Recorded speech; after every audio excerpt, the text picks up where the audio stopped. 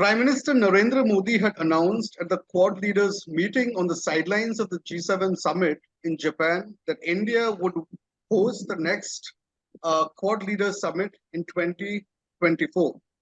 Now, what is the implication of this comment, and what are the challenges that India is likely to face as it formulates the entire program and priorities? To discuss these and a lot more, we are joined by Captain Alok Bansal, he's the Director of India Foundation, and Mr. Vinod Subramanian, a geostrategic expert. Welcome to the show, gentlemen. Let me begin the show with Mr. Bansal. Sir, the India-China border clash of 2020, and the subsequent US support. Now, to what extent did it lead India to the stronger embrace of the Quad as a grouping? Quad had come into being even before the clashes that occurred, actually. And we need to understand Quad, as of now, is not a security grouping. There has been an attempt by the Western world, who were actually instrumental in the rise of China. At one stage, because they probably thought rising China could counter Soviet Union. So China's rise, if you see, was actually driven by West. The Japanese investment, the Taiwanese investment, and the Western investment actually took China to an unprecedented economic growth trajectory. And I think soon they realized that they had another contender for global leadership. Right. And consequently, now they felt that considering the autocratic regime that prevails in China, the decision making being extremely opaque, it could pose a threat to global security. And I think as a counterweight at this point of time, they felt that the democracies of the world need to come together. Right. Democracies, primarily because their decision making is transparent, and they wanted to create a counter. And I think India is on the front line of that democratic movement that the US and the Western world wants to create. So, Vinod, would you like to add something to what Mr. Alok said? Yes, apart from what Captain Alok Bansal has added, I would like to say that, see, this can be compared to the 1857 revolt or the First War of Independence in India. I mean, there are immediate factors, and there were other factors. So in the case of Quad, as you said, was the border clash of 2020 a reason why India stepped up its engagements with this particular grouping? I believe yes and no. We have always had, challenges with respect to our China equation. So yes, that's one of the reasons why we did, step up our investments. But the immediate flare-up for this and our increased, engagements could have been the border clash. But more importantly, I feel the entire COVID-19 pandemic and what has happened because of that. The economic factors more so. Right. Now, Mr. Bansal, if we were to look at Quad as a grouping, it's a very unique kind of a grouping. It has 4 nations who are to a great extent, resilient, and to a great extent who are, effective enough to counter the Chinese hegemony, to say. So, looking forward, how do you think the group will respond to the growing Chinese expansion? See, personally, I don't think Quad has at any stage expressed that its desire is to stop Chinese hegemony. They have said they want a rule-based international order, and that's what is required. They are committed to freedom of navigation, issues like that. And I think China by name has never been named by Quad. This is only a matter of conjecture that it's been created to counter China. We need to understand these 4 countries are democracies. They are thriving, they're pluralistic countries. Of course, they are different in their own ways. You have Japan, which is not so pluralistic, has been a very huge investor in China traditionally, has historical animosity with China. You have the United States, which is the largest economy, at least in nominal terms, in the world, and is the global superpower, which is being challenged by Chinese rise. You have Australia, which in the past has had extremely close economic relations with China. Then you have India, which is the largest country in the world today in terms of population, has a border dispute with China. But yet has a very, very strong economic relations with China. Please understand, our trade with China and Hong Kong combined is probably still the largest in the world. So it's a very complex grouping as such. And not every country wants to project it as an anti-Chinese grouping. In fact, if you look at Quad, they have actually talked of economic steps. Basically, the initial statements were to bolster India in such a way that it could economically rival China. And I think it talked of investments and things like that. Many of them have not really materialized to some extent, but that was the aim. Of course, when we talk of common values, etc., open seas, freedom of navigation, etc., that brings us into some sort of a competition with China, which is actually creating 9 dash lines, or dashes have been increasing, and the territory has been called as an internal waters of China, and where China objects to the freedom of navigation. It could pit these countries against that. But at the moment, these countries are trying to come together, and I think Quad has to emerge as a more effective grouping before we can say, yes, it will be successful in controlling or pursuing the agendas that it proposes to pursue. Vinod, when we talk about free, fair, and a more resilient and open Indo-Pacific, how do we look at this terminology? What does it actually mean? As Mr. Bansal has rightly pointed out, to a great extent, economics, it's an economic grouping. Economics have a lot of, bearing on this. But besides economics, do you see strategy and geopolitics also, overlapping to an extent? See, I mean, if you see the recent developments, I believe just on the day when we held the G20 summit, or even a few days here and there have been, let's say, not exactly clashes, but confrontation between the Navy of Philippines Navy and the Chinese Coast Guard, I believe, or the Chinese Navy near the 9 dash line, which was there. So, and if you see the recent ASEAN declaration also, it does mention about the freedom of navigation in open seas, and it does mention the United Nations Convention on Law of Seas. So, more so, I mean, I believe, of course, economics is going to be the major factor here, but also I believe now, the recent clashes again, I mean, in the recent past, the past 1 year, the Taiwan Strait has seen a few, developments. So defense cooperation is, I believe, will be enhanced in the coming days. Right. Mr. Bansal, analysts have actually raised two specific observations. One is, ever since the revival of the grouping in 2017, are there any cogent deliverables in terms of the group? And secondly, is Quad becoming a threat to the current regional order? While Quad is becoming a vibrant organization, countries like China and Russia to some extent perceive it as a grouping which is actually aimed against them. Having said that, we need to understand Taiwan is not part of Quad, nor is Philippines part of Quad. So what Philippines or Taiwan do actually should not affect Quad. But yes, we talk of freedom of navigation. We believe in a rule-based international order.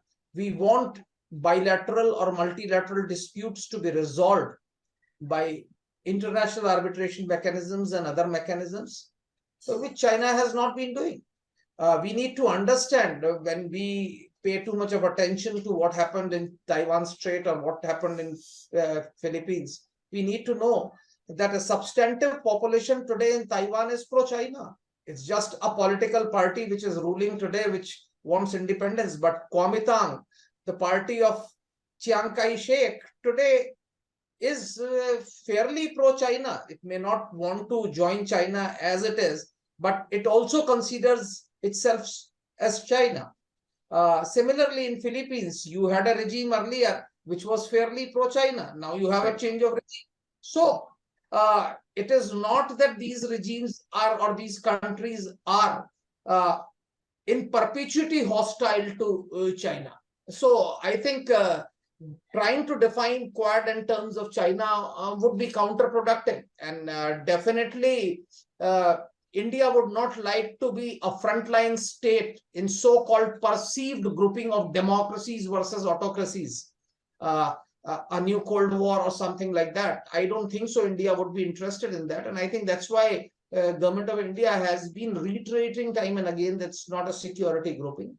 Yes, cooperation in the field of defense would get enhanced and needs to be enhanced. We need to have interoperability, which we are having with all the Quad countries. We should be in a position to operate together as a force if required in the Indo-Pacific region. Right. That is the aim and that we are probably achieving. Right. Vinod, if we were to look at purely in terms of deliverables, has Quad achieved what it was meant to achieve?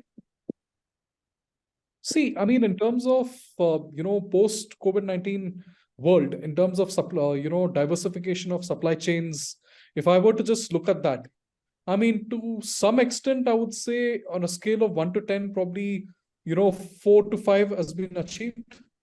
That's one agenda that has been, achieved. And as far as the vaccine alliance is concerned, I would believe that's the Quad vaccine alliance, that's been a success. India has spirited this particular initiative, and that has been there. But one point here is that we really do not know what are the achievables, as you say, in this particular organizations. It's not been defined in concrete terms. I mean, that's what I would believe. So is that also a hindrance? If it is not clearly defined, then how do you monitor the progress? There is no yardstick. So what is the yardstick then to say that these are some noticeable outcomes? There is no such yardstick. See, I mean, as Captain Alok Bansal did mention earlier, that freedom of navigation and a few other points are the objectives. But if you ask me, these are very broad-based. We still do not have any concrete objectives to achieve. And yes, it can be argued that it's one of the impediments to the functioning of this organization. Captain Bansal, if we were to specifically talk about India, because India will be hosting the next summit in 2024. And India, in the broader scheme of things, in the group itself, has been seen in some quarters as a weakling, particularly because of two factors. One is their stand that it is not a security forum, and secondly, it is not towing the same line as the West in condemning the war in Ukraine. So can India reverse its image in 2024? Is 2024 an opportune moment for India to reverse this image? See, let's be very clear. Any new Cold War is not in India's interest. Because unlike the previous Cold War, now you will be in the front line. The other 3 Quad countries will be far off. You will be on the front lines of this so-called new Cold War between autocracies and democracies. Secondly, understand, we have a robust relationship with Russia. Right. And the Western world's continuing insistence on Ukraine war's continuation is weakening Russia by the day. And as Russia weakens, it becomes more and more dependent on China, right, which from India's point of view is an extremely undesirable outcome. In fact, what India would have preferred is that the Western engagement with Russia, which at one stage Trump talked of during his campaign, but did not pursue it during his presidency, would have been a good thing. That if Russia had engaged with West, and that could have isolated China to some extent, which has not really happened. And this war has given China a support, and Russia is extremely dependent. So I think continuing India's engagement with Russia is essential even from the Western point of view. Otherwise, we need to understand that large number of countries in the globe are standing up to the Western viewpoint. We saw during COVID, we saw during the Russia-Ukraine war that the rulers of Saudi Arabia and UAE actually refused to take calls from US president. So it shows that US is losing its salience. There are other countries which are making deep inroads into these areas. And I think that's why this Middle East corridor, which was talked during the G20, is nothing but an attempt to counter Belt and Road Initiative of Right. China, Right. because this is the largest investment by the Western world as far as infrastructural development is concerned, in a region where China has made deep inroads. Vinod, So yeah, that's yeah, what I mean, please, Chad. please, yeah. Please I mean, carry on, Vinod. Yeah. to your question on whether is India the weak link here, I would, I would just beg to disagree on this particular point. So if you see during the recent G20 meeting on the sidelines, the Australian Prime Minister and the Chinese Premier also met. And they did, I think, plan a visit. The Australian Prime Minister or their Foreign Minister may visit Beijing to normalize relations very soon. And as far as US is concerned, so like from Antony Blinken, the Secretary of State, and even the Commerce Secretary, they have visited Beijing. And there are talks of normalization. And we did discuss in the beginning of this session that this quad grouping is not aimed against any particular nation. It's not anti-China, and I think it would be unfair to call India as a weak link. So, Vinod, just to probe a little deeper to this, this weakling angle, India's reluctance to explicitly call it a security forum. How do we see this in the larger scheme of things? See, this grouping is, it is really not a security forum. It is more of a forum for economic cooperation and, to ensure that, we have, as Captain Alok Bansal said, rules-based international order.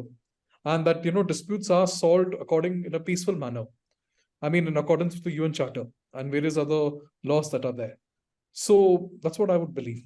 Okay, just to take Captain Bansal's point forward, Captain Bansal, you talked about Indo-Russia relations, So you talked about Indo-Russia relations, and when we see this is also one of the great dilemmas that India is facing. In one hand, it wants to be at par with the three nations when it sits on a table in the Quad meeting, and on the second, it wants to maintain its stable relations with Russia.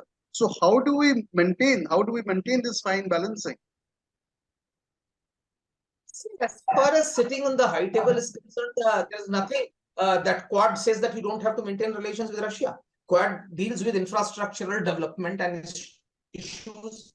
I think dealing with Russia has got nothing to it. I personally feel that India should have taken an initiative to end the conflict. And at least in the initial stages, there was a lot of scope for negotiations. Right. Unfortunately, some of the Western countries did not want the conflict to end. It is in India's interest that this conflict ends as soon as feasible. It's also in the interest of the Europe that this conflict ends as soon as feasible. Because continuation of this conflict would have wider geopolitical implications across the globe. Right. And of course, it will impact Quad countries in different ways, different Quad countries in different ways. Vinod, although it's a conjecture at this stage, do we see the conflict ending anytime soon? I don't see this. The fact that, there have been, it's actually rather escalated in recent times, the past few months. And, now there are reports of US, delivering, I don't know what, some sort of ammunition to Ukraine. I believe it's I'm not sure, but yes. So we are on the path of escalation. It's most unfortunate, but we are on the path of escalation. So how do we end this? Because there has to be a closure to this. There has to be a final ending to this conflict. What does the international community do? See, there have been various efforts, if you ask me, which we have made. Like Turkey has made certain efforts, the United Nations, and with India, we have been trying to mediate between the two sides in, some form or the other. But again, Ukraine's reluctance is a stumbling block. Okay, so just to get just to get the concluding comments from Captain Bansal. So when we see that South Korea has actually expressed its interest to join the Quad grouping, right? And on the other hand, we have also seen that on the sidelines of the G20 meet, they have said that they want to continue their good relations with China. So how do we see this? It's a dichotomy. I think it's presumptuous to look at Quad as only purely an anti-China grouping or a purely an anti-Russia grouping. I think that's a flaw many Western analysts have actually. Quad has a greater purpose. It wants to go into development. It wants to develop these countries well.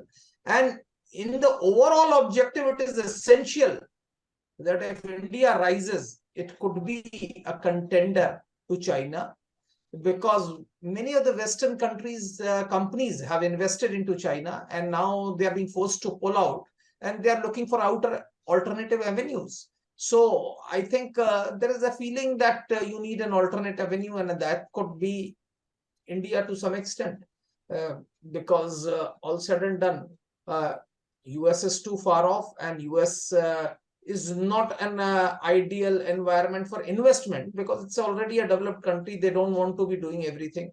And Australia and Japan suffer from a severe demographic crunch. So obviously, if you have to look at it, it has got to be India. So we had actually, if you see the last charter, etc., we have only, there is nowhere China has been mentioned, nothing. We are talking of green energy, climate, we are talking of maritime domain awareness, education, we are talking of infrastructural development. So all those issues are being taken place, and we are trying to believe what all we can do. Even cyber security, etc., things have been dealt with. Where has China? So I think this is absolutely presumptuous on anybody's part that the whole purpose of Quad is to counter China. It is also presumptuous of the Western analysts if they think that India is the weak link.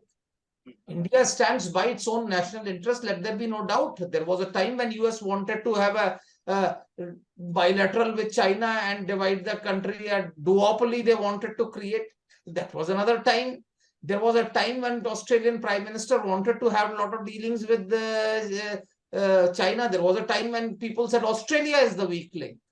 So I think it varies from time to time. Each country has to look at its interests. What binds these countries together is their common values of democracy and pluralism. I think that's what is important, and that we should stick to, and that I think we will remain together. Vinod, concluding comments from you? See, to add to this, this entire debate on, your question on South Korea's, proposed membership. I think, this can be traced back to the August of this year, when in Camp David, the US, Japan, and South Korea met. And Japan and South Korea had certain disputes. And, I think they have resolved it. And South Korea is a perfect member, to this particular organization, which is going to focus more on supply chain networks, infrastructure, etc., as Captain Lok Bansal has pointed out. And India stands to gain the most, in terms of the investments that will be coming in, especially in the semiconductor industry and, various others. And India's schemes, like, for example, the production linked incentive, PLI, or the Atmanirbhar Bharat, this can be linked up with various other projects of Quad, and India stands to benefit the most.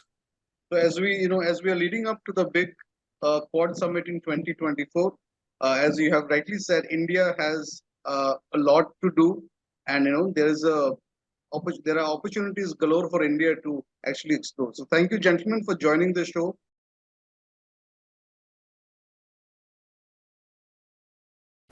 Subscribe to the Federal's YouTube page for more news and updates.